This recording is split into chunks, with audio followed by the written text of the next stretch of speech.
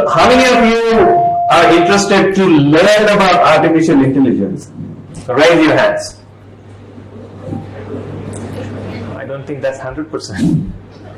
How many of you want to learn more about how to deal with artificial intelligence? That's not it. While the topic today is artificial intelligence, myths, realities, and opportunities, I would be focusing more about the opportunities. Because it's easy to call a myth, it's easy to explain why it's a myth and bust it. It's also easy to state the facts, tell you the realities. But that doesn't change anything. That only informs. What changes is looking at an opportunity and then grabbing that opportunity. And number of days, number of months I have been speaking on artificial intelligence. I have done extensive work in artificial intelligence, designing it as well as helping people to cope up with its impact.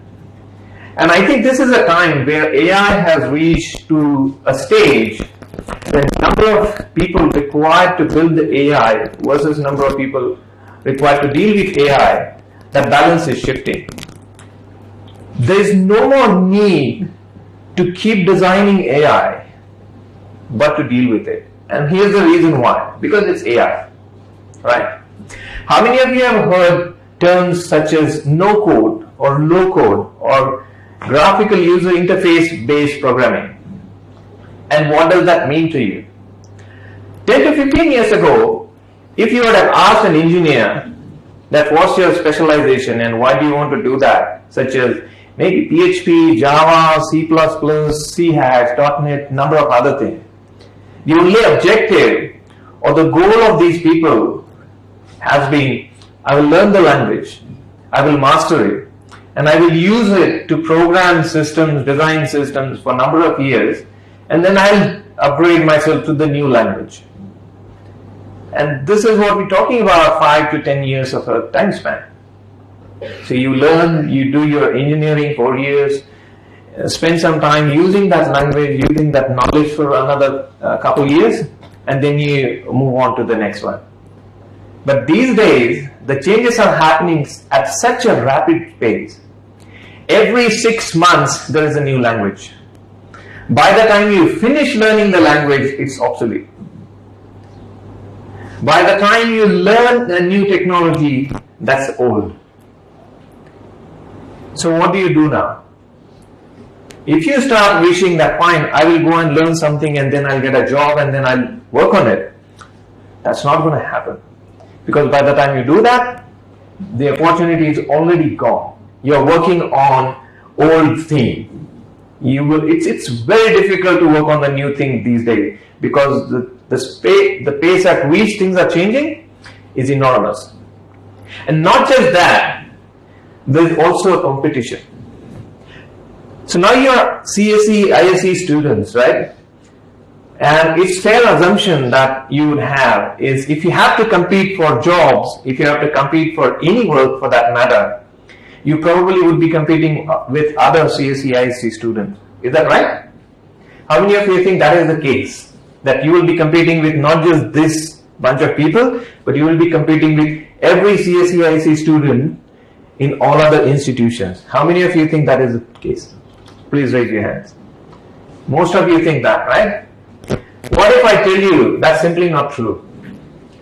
You are not only competing with this group of people, you are competing with all the people who are not attending this session today. Mechanical, electrical, electronics, even civil, and all other engineering branches. Not just engineering branches. You are also competing with MCAs, BCAs, BCS, and all other spots. You are not only competing with them, you are also competing with BA, BComs, and others. And not just that, you are also competing with people who have just done ITIs or some training courses in MIIT and something like that. And why is it? Because as the technology is growing, as it is becoming simpler, you are not required to type your code anymore. You do sometimes, but not all the time. Half the time you will see you're typing a code and then it shows you the predicted next thing.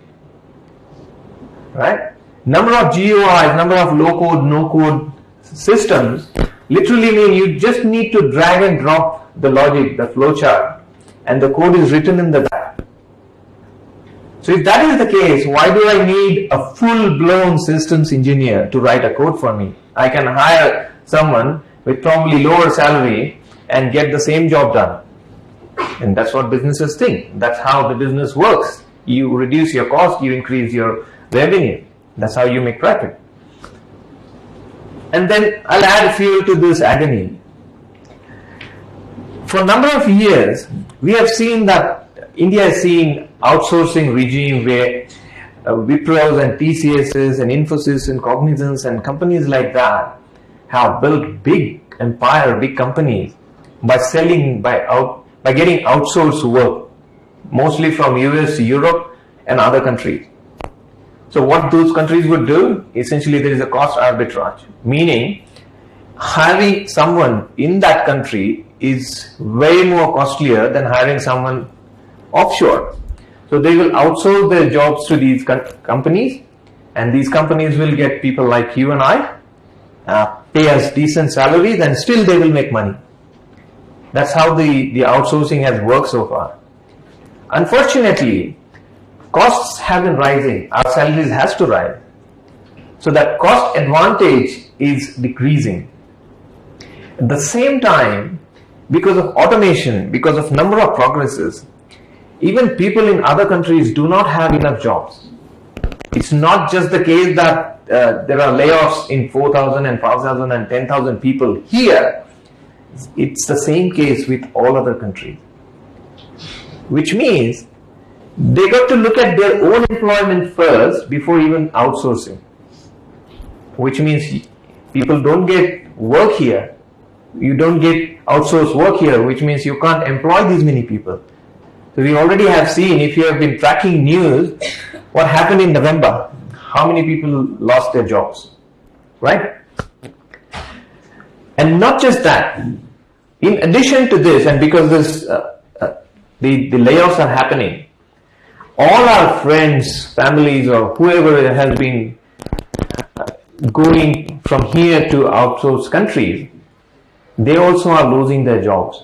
What that means, they are coming back. So when they are coming back, what do you think they're going to do? Right? What do you think they will do? They will come and stand in the line along with you to apply for the job, to get those jobs done. So now it's not just you who are competing with your friends here. You are competing with all other mechanical, electrical, all other engineering branches. You are competing with all other non-engineering branches. You are competing with all other people. Basically every single person who is at the age of employment, you are competing with them. And you are also competing with people who are coming from other countries, people returning from abroad. And everyone wants to get the work, so the price is just the same. So the competition has grown tenfold, 20-fold. And if you are thinking that it's easier to get out and get the job, it's never been this hard. And it's not going to be easier anymore. It's going to be tougher and tougher. So now while I tell you such a gloomy picture of a future, this is the reality. So what can you do? What do we do now? So if this is the case, you might ask, what's the solution? Do you have a solution or do you only have problems? I think I have solutions. But then before that solution, let me give you some statistics. So what happened? A couple of years ago, World Economic Forum released a report about future of work and number of skills that would potentially be required on a global scale. What new skills are required now? Because old skills like engineering, the trade specific skills are going away. Human specific skills, abstract skills are in vogue. So out of those 10 different skills that they announced, I can recall some of them. One is about structured and unstructured learning and unlearning, critical thinking, innovative thinking, first principle thinking, storytelling, people influencing skills, social skills, creative problem solving, creativity, and I think there are a few more. But none of those 10 skills have a word engineer in it. None of those 10 skills have any professional term in it. If you look closely, all these skills are very difficult to define. They are all personable skills. They are human-centric skills. And anyone, regardless of their degree, regardless of their stature, can acquire these skills. Innovation. Do you need a degree for that? Or do you need a specific teaching for that? Storytelling. No specific skill set required. Dealing with people, social influential skills. No skills, no specific education required. Critical thinking. Creativity.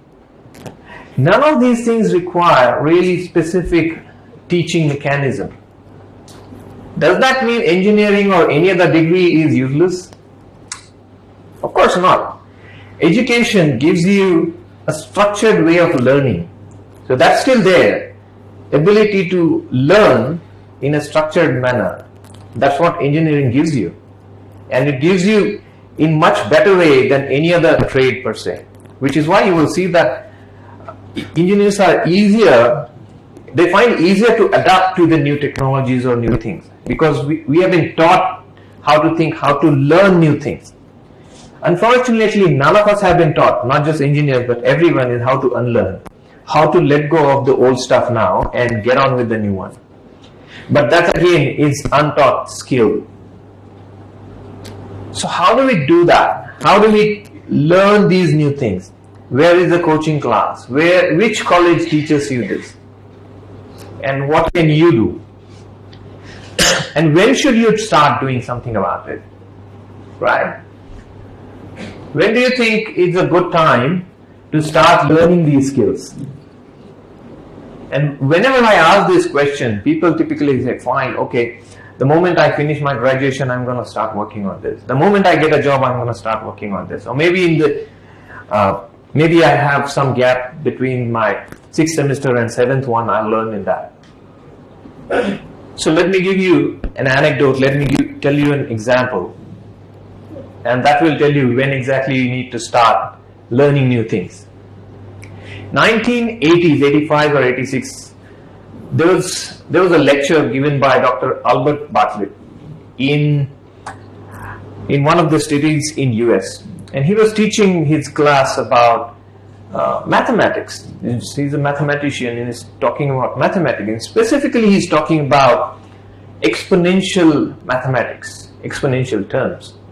And one of the things he says that the biggest problem with human race is inability to understand exponential function. We understand very clearly, very easily how linear algebra, linear things work, right? A car is coming from this way, it's driving at 60 kilometers an hour, I'm going this way. I know exactly should I run fast or slow. I know whether should I stop, whether should I change my course. I can estimate that speed. I can estimate what's going to happen. If that's not a car, maybe that's a tiger, and I'm in a jungle, I can estimate what should I do. Because it's fairly linear. Most of our life, you will see that things are linear because they are slower as well. But most of the natural things are not linear. So to give you an example, say, take a beaker, small experimental beaker, and if I put a bacteria in that beaker, the basic thing bacteria does is it splits. So bacteria splits, 1 becomes 2, 2 becomes 4, 4 becomes 8, 8 becomes 16, and likewise. And let's assume that rate of change is doubling every single minute. If I put this one bacteria at 11 o'clock in an empty beaker, and if at 12 o'clock that beaker is 100% full, at what time do you think beaker is half full? You want to take a guess? 11:59. That's exactly right. Most of us would think, oh, half 11:30. It is a simple example, so you can guess. It's 11:59 when it is just half full. What happens at 11:58? It's quarter full, 25%. So 5 minutes ago, 11:55, how full was it? 3%? Round about 3%? So if you and I were one of those bacteria, let's assume that we are in that congested space in the beaker, and you and I are sitting, when do you think one of us will say there is a problem? Let's say if I'm that intelligent bacteria and I say, hey, there seems to be a problem, man. We are doubling and we don't have space. And my bacteria friend says, are you crazy? Look, this is just 3% full. 97% space remaining. What are you saying there is a problem? There is no problem. 1 minute later, 11:56, I say, man, there is a problem, I think. No, it's just 6% full. 94% remaining. 56, 57, 58, 59. I said, look, this is half full now. Half full, half empty. Glass half full, half empty. Be optimistic, there is no problem. 12 o'clock, there is no time to talk. Run. It's already full. And this is what is happening. The rate at which technology is changing. When I say every 6 months there is a new language, things are changing that fast. Which means we as a humans can't keep up with these changes that we are introducing. And there will be sooner a time where that change will exceed our capability to handle that change. Just like this bacteria. So when do you think is the right time to realize you need to change? Is that 11:59? Is that 11:58, 55, 54? What that number is? When should you be changing? Yes? Well, there is no right answer to it. The only right answer is when should you start changing is today. That's the earliest you can do. You can't start changing yesterday. All you have in your control is today, is now. You start changing now. You start understanding, accepting that there is going to be a change that probably you won't be able to cope up with or handle it easily. It's not going to be easy.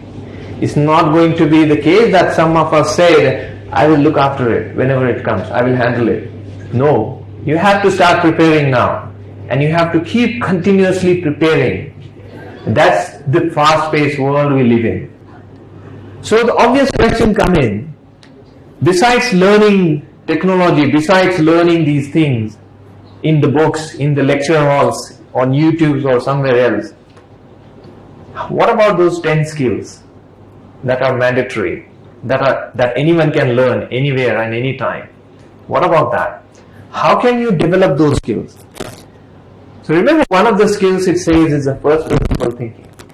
Have you heard of the term first principle thinking or first principle method? You must have learned that in mathematics, especially during parabola, hyperbola, or something like that. Sounds familiar? First year, second year? We have learned that, right? So what that first principle thinking actually means, it's not mathematical term, it's a general term.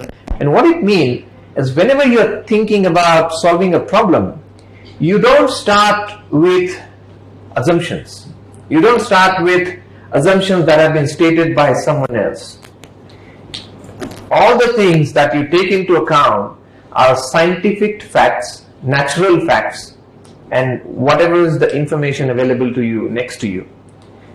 If you are saying that, okay, because someone somewhere has said this, so we begin with that as a reference and we move from there. So you are standing on some of the work that other person has done. So that's not first principle. First principle is the fresh ground, you start there. When you're starting on the basis of somebody's work, sometimes it might help you, but more often it is like a crutch.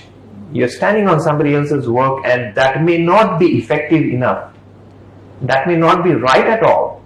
It may be right, but that may not be relevant now.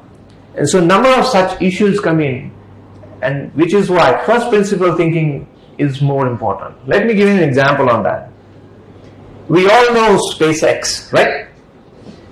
We heard Elon Musk. Elon Musk has founded this company called SpaceX, and number of engineers in SpaceX have been thinking on a first principle basis. How many of you know what does it take to send a rocket into space? How much money does it take to send a rocket in space? Any guesses? Yes? It takes round about 57 to 60 million US dollars. So if you convert that into Indian rupees, probably about 400 crores. Let's stick to the smaller number, $60 million. That's what it takes to send one Falcon 9 rocket in the space. And I'm talking only about the rocket, not the satellite, not the payload. Just the vehicle, just like your motorbike, not your weight. So the rockets cost 60 million, including fuel. So how much do you think fuel cost is? If 60 million is the rocket, how much is the fuel cost? Any guesses? Check the number. 20 million. Any other person? 30 million. 30 million one. Anyone else? Sorry? 30. So the right answer is the amount of fuel that it takes, and it costs you about $200,000. $60 million vehicle, and the fuel is 200,000. What's the percentage? Engineers, what's the percentage? 60 million to 200,000. Should be quick. About 0.4%, isn't it? About 3.3 something. Let's say it's 0.4%. So you have such a massive overhead. And SpaceX people have been asking the same question. Why does it take so much money to send the rocket in space? Why is it such a costly affair? Well, the fixed cost is the major cost which you can't reduce. It's a fixed cost, right? The vehicle is a fixed cost. Just take an analogy. Most of you have bikes. I think all of you have bikes. How much typical a bike costs? 60, 70, let's say 60K for instance. Now if you go into a showroom to buy a bike and the salesman says, look, you can buy this bike. It's got a 15 liters of a tank capacity. So 70 rupees a liter. You fill in like maybe 10 liter capacity, you fill in 700 rupees of a fuel, 60,000 of a bike. You drive it once, that's it. Just like a rocket. You send once, it falls apart, it pushes the payload, fuel is burned, rocket is scrapped, done. 60 million gone. Imagine doing the same thing with your bike. You buy the bike, pay the money, fill the tank, come to the college, throw it away. Can you imagine doing that? No. It's absurd. You can't do it. We can burn the fuel, but we want to reuse the bike. And that's how the efficiency, that's how the per kilometer effectiveness of the bike comes from. Right? So if you have driven the bike for say 50,000 kilometers during its lifespan, you say, now I have recovered my money. Right? That's how we think. So why don't we think the same way for rocket? Well, fortunately, SpaceX guys thought like that. They said, why don't we reuse the rocket rather than just sending and throwing it away? Which is why they have been working on reusable rockets. And most likely, The last test has been successful, and there's a video on YouTube, and you might see that two boosters come back and land on the ground after sending the satellite in the space. What does that mean to a competition, to a business? See, SpaceX is not just the only company that manufactures rocket. There's another company named Blue Origin. NASA also manufactures rockets. Russian companies manufacture rockets. ISRO manufactures rockets. And they all compete every time someone wants to send their payload, they want to send a satellite into space, they will call for quotations. That we want to buy a rocket, we want to buy your service, how much does it cost? SpaceX would say, oh, this is 60 million. ISRO will say 400 crores, round about the same price. So mostly everyone has got the same price tag. So there's rarely anything to compete with, right? Imagine SpaceX goes and says, well, we can do it in 30. Why? Because we will reuse it. Instead of 60 million, we reuse the rocket twice, the cost is half, we'll give it in 30. Who do you think is going to win the bid? Simple. Now they get the bid for 30 and then they decide that we can actually use this rocket 4 times. Where is the profit? Half. 15 million profit. Cost of the rocket? Half. From 60 to 30 to 15. Use it 2 more times? Another half. Exponential reduction in the price, in the cost. Use it for 1 year, every month once. That's like 5 million per launch. It would be less than the satellite cost now. And that's how the exponential functions add to this first principle thinking. When you start, you don't go by saying, oh, because everyone builds the rocket same way, and I will rely on their thinking, and I won't use my first principle foundational thinking. I'll just go by what they are saying and do it. That means I will never think on my own feet and go by first principles. Going by first principles gives you a leverage, gives you a massive advantage. So learn to think on a first principle basis. Learn to think on your feet without any dependencies. Just start with the facts and see how you can come up with the answer. If you can't, keep practicing. There is no other way to learn these things. They are all learn by doing things. Right? Let's talk about another piece called as innovation. How do you develop the attitude, or how do you develop yourself to be innovative? What does it take? What course do you go to? What book you read to become innovative? There is none. But being innovative needs at least 3 things. The first thing you need is to be curious. Being curious means you ask questions. You ask questions, why is it this way? Why does it work like this?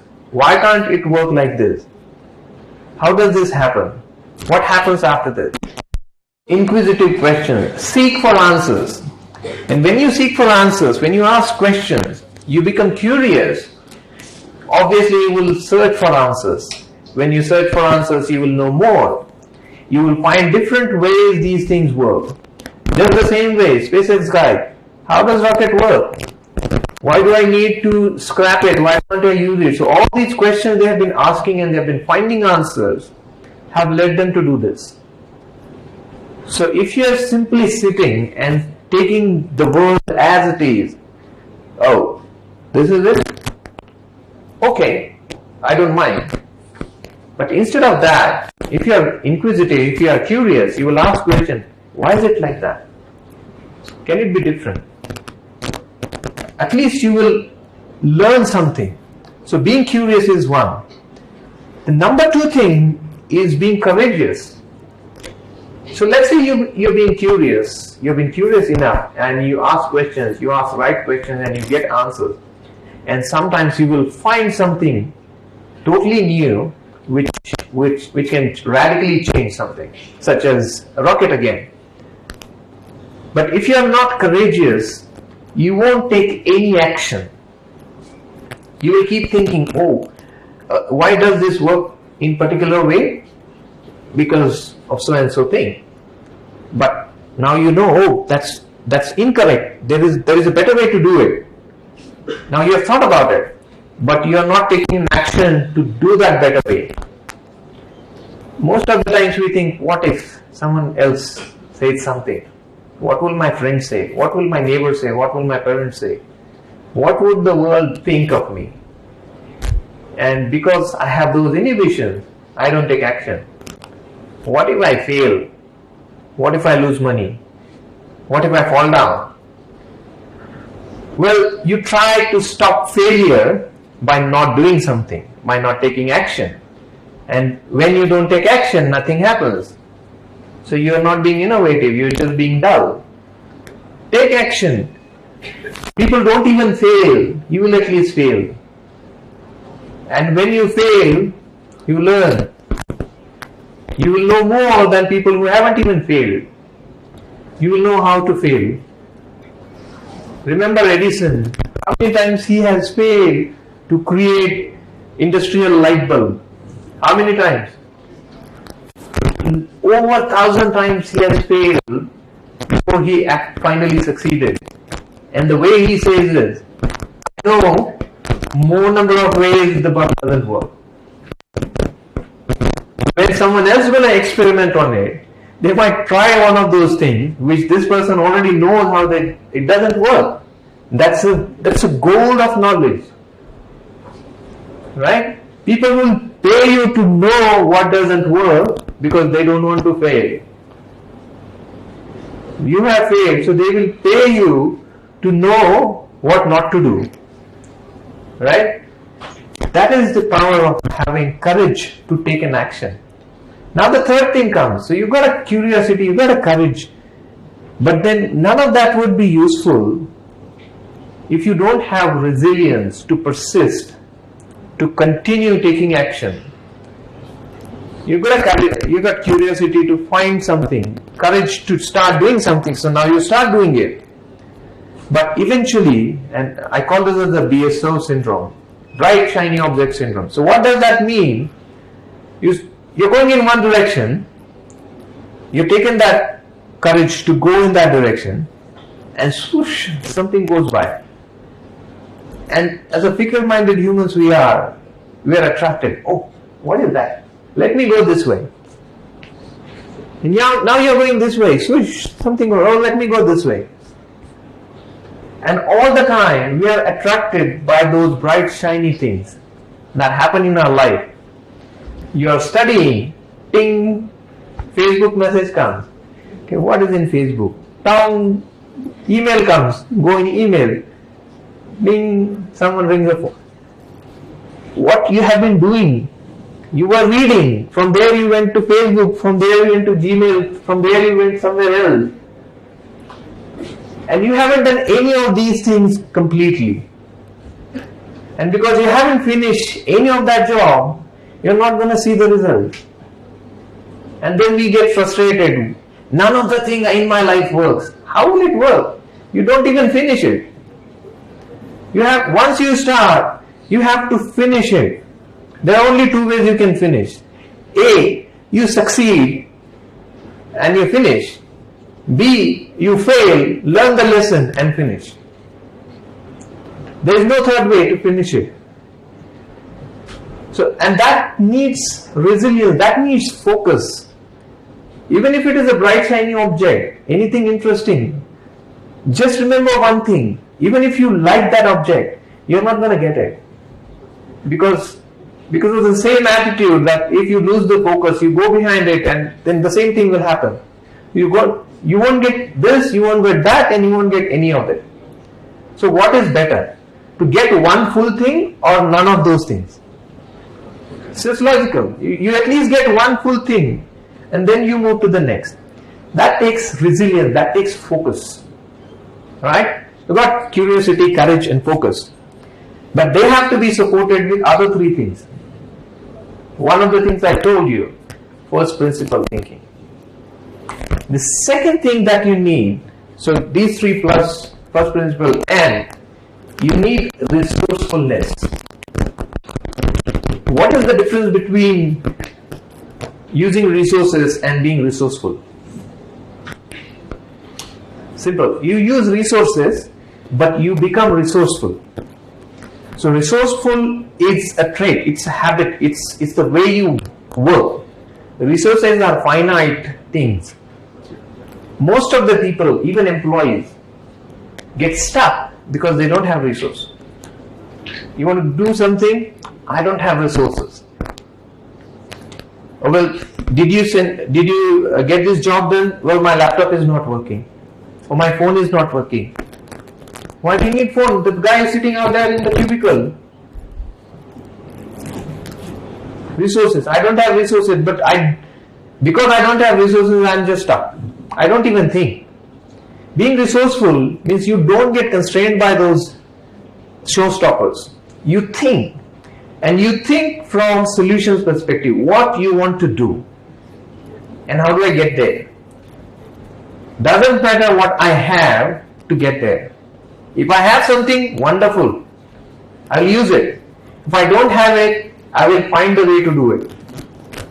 I remember when I was kid, probably in 4th or 5th class, and I was part of Scouts and Guide, right? So we had this district level competition, and so all these schools from different cities have come in to participate. All the Scouts and Guide kids. So we went to one of the place, probably it was a district office, commissioner office or something, which has got a large playground, and there were a number of tournaments happening. So while that was happening, in the recess, my friend and I, we went to drink water.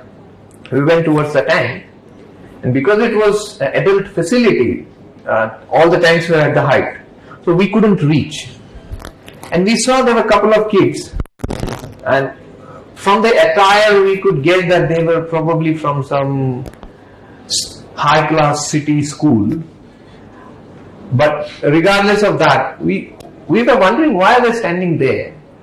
First we spotted them, and then we saw the taps are a bit higher. So we kind of guessed that, okay, they are not able to drink the water, so but then my friend and I looked at each other, and without even saying, we knew what to do.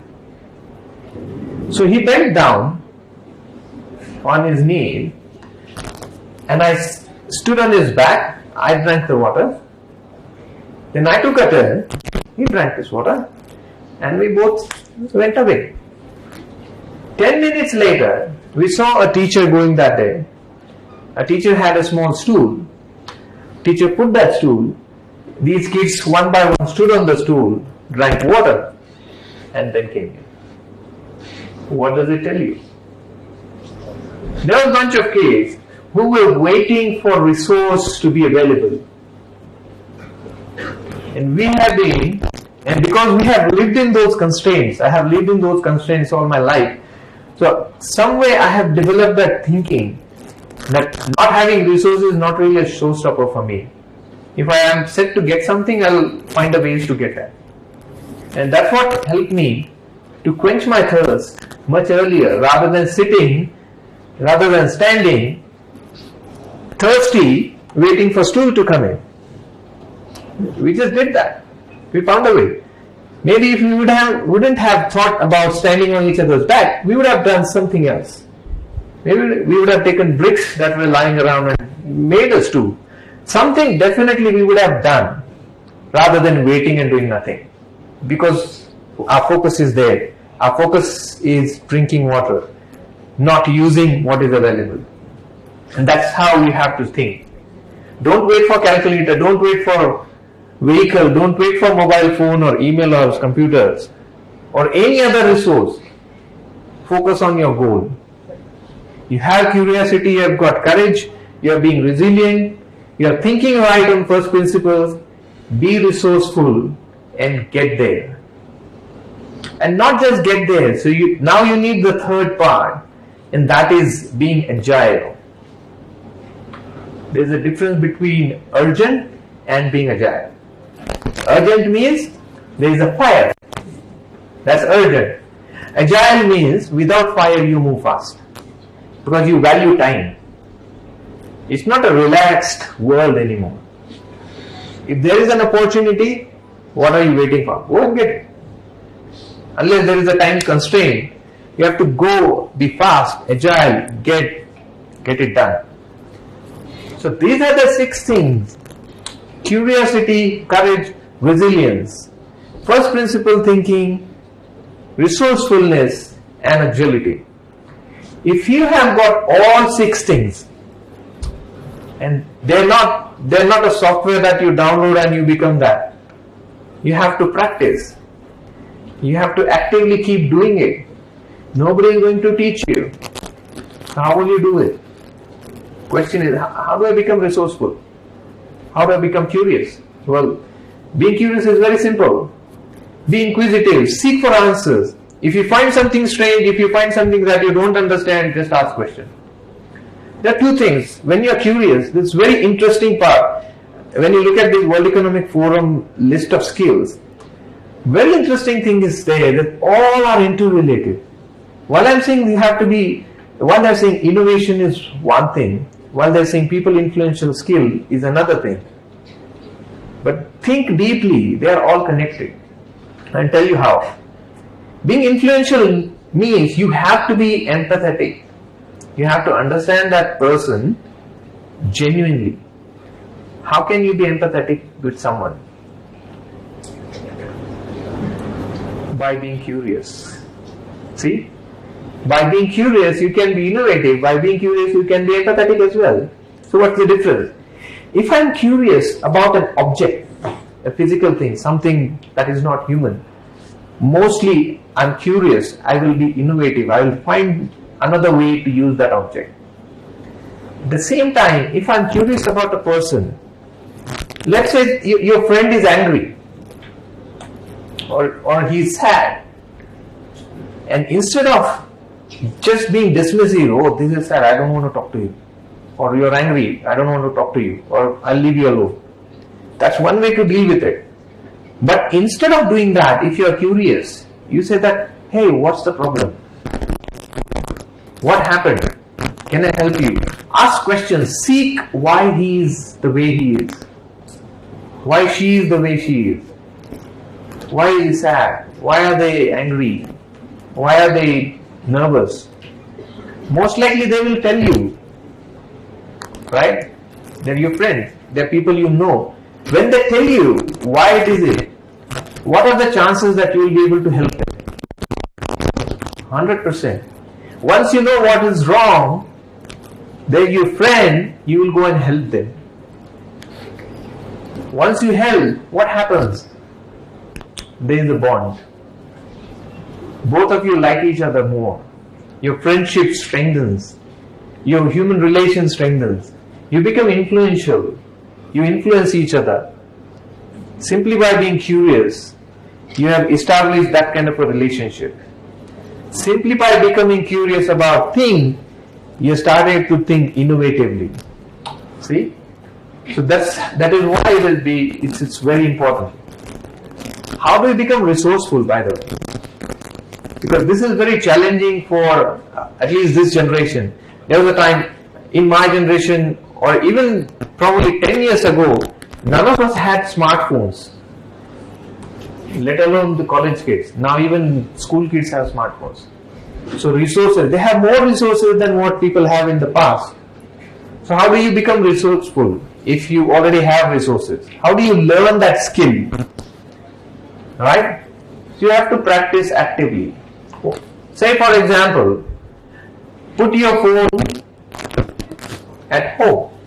Turn it off, put it home in the cupboard, don't bring it. One full day without phone. See what happens. Guaranteed you won't die, but see what happens. You will feel a bit frustrated, you will feel anxious. Deal with it.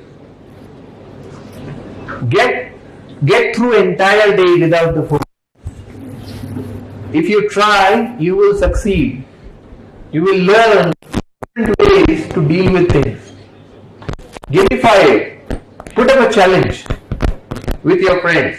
Who can live without phone for more number of days? Those who will get money. However, I mean, it's up to you how you put that challenge, but do it that way. Let's say one day you don't have access to your vehicle. How will you do? How will you travel anywhere? Do you know what is so interesting about backpackers? Have you seen backpackers people?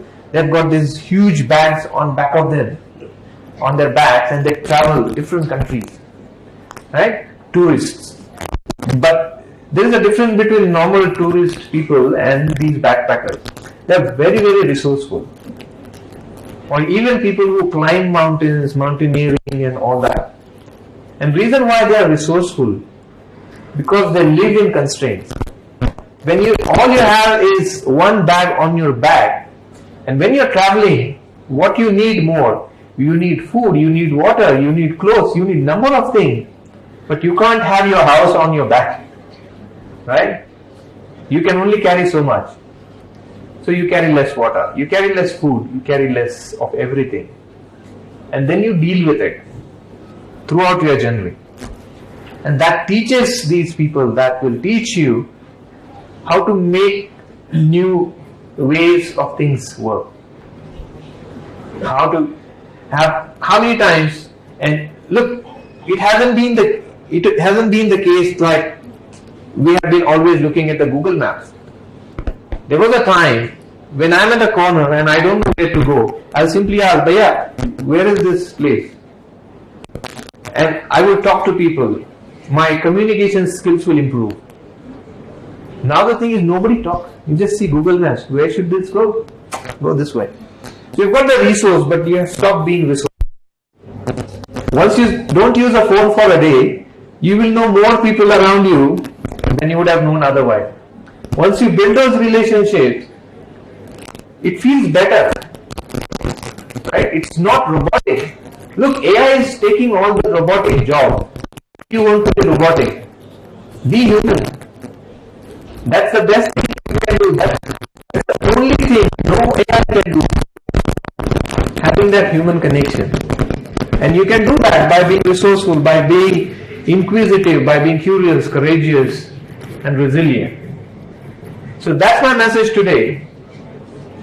Build and imbibe those 6 traits in you. Be innovative, curious, courageous, resilient. Think on a first principle basis. Be resourceful and be agile. Thank you so much.